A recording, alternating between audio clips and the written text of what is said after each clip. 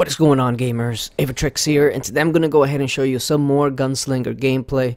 Now on this one, it is going to be some arena gameplay, and it looks like in arena, she's not really as powerful as I thought she was going to be. Now don't get me wrong, she is still really powerful, but she doesn't have the impact that I was actually expecting for her to have. And in this one specifically, I don't know if the visuals glitched out or whatnot, but I never really saw her summon the warflyers or the UFOs, as I like to call them.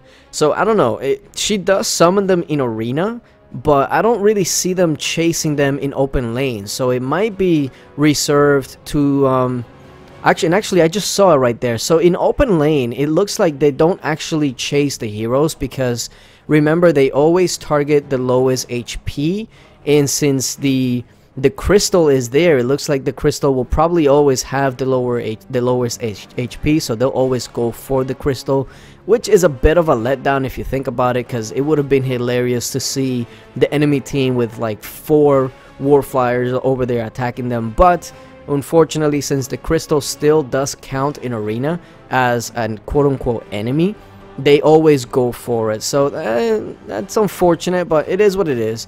Now here, they kind of stay home, so it looks like as the heroes start to lose HP and you're head to head, they go straight to the heroes, and then they change over to the crystal, but don't really see that when it's open lane. So it might be one of those kind of weird mechanics that you have to play around until you understand 100%.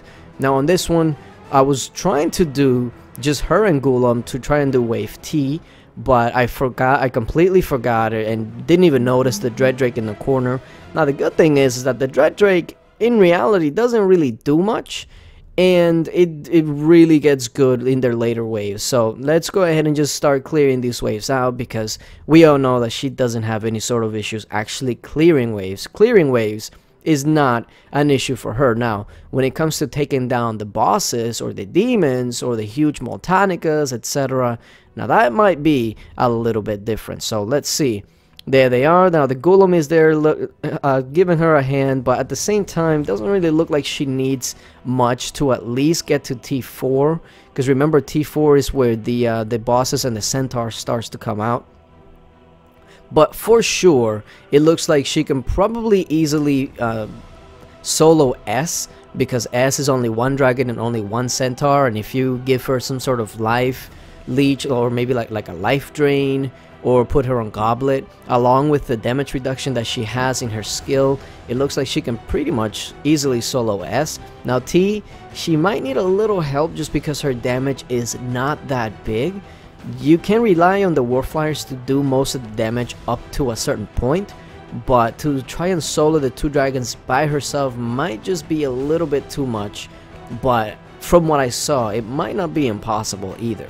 She is absolutely incredible in Here Be Monsters, and like I have been saying, Here Be Monsters, she is going to go ahead and take over this mode. Like, remember what, like a year ago or so now, that Vlad was like the king of Here Be Monsters? I think that title is now going to belong to her. And going forward in the new Here Be Monsters that are going to be released, which I've no doubt is probably any time in the next few months, she is probably going to be a big part of what you might need to be able to beat it easily. Now you probably will be able to beat it without her, but to have a really easy time, you'll probably need her and more than likely Scatter, just because her with 8 of 8 Scatter, with her warflyers with more Scatter, that would just be completely insane. And I don't care what kind of demon you throw at me, or instead of big Multanicas you're throwing big Demogorgons at us, if they never proc, they're pretty much useless. So that's why I'm not in a hurry to take out the Scatter off of her, although I am not going to rush into actually leveling it up until I get some more information about the other talents.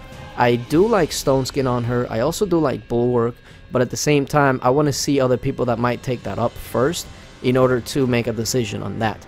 Now here comes the big wave, the big kahuna, the 2 big dragons. Now the wave itself is not the issue, okay? And keep in mind that the Dread Drake here is not really going to do much. You'll probably get to proc a few times, but nothing to make a big difference. Now here's where it gets interesting. You would think that once these waves start to clear, and this is actually pretty interesting too, because they got a Cupid buff, they got a Pumpkin Duke buff, and with the help of Gulam right here, she was actually able to survive. And like I've been saying, a lot of people say that she's squishy, and technically speaking, she doesn't have like the crazy HP that a Dread Drake has or a Michael, but you gotta understand that when she procs, and remember she's auto proc, she's like Dread Drake, she takes like 80 or 90% less damage while she's under that proc, which happens every few seconds. So that in itself makes her quite tanky. And look at this, she's pretty much taking the damage of both of these dragons. Now mind you, she is getting healed by Gulam, so Gulam does get a huge assist here. But even with the assist of Gulam, without her skill of reducing damage, she would have been toast. And while she's tanking it, keep in mind that the Warflyers are just going to town on that dragon. And there you have it, one dragon gone. And once I saw that that one dragon was gone, we still have more than half the time left to go on the wave. It was pretty much over. Take a look at this Moltanica. Because of the Warflyers scatter, even though Gulam is feeding it energy, it's still unable to proc just because the scatter is absolutely amazing. She has scatter, the Warflyers have scatter, so it doesn't even matter. It doesn't get to proc, and then the Warflyers just get to attack the whole time. Easy peasy. I'm pretty sure it would have been the same outcome if she had Goblet and Life Drain, so she seems really OP. But yeah, I'm gonna go ahead and keep giving you guys some more gameplay of this hero. But yeah, thank you guys for watching, and until later. Bye.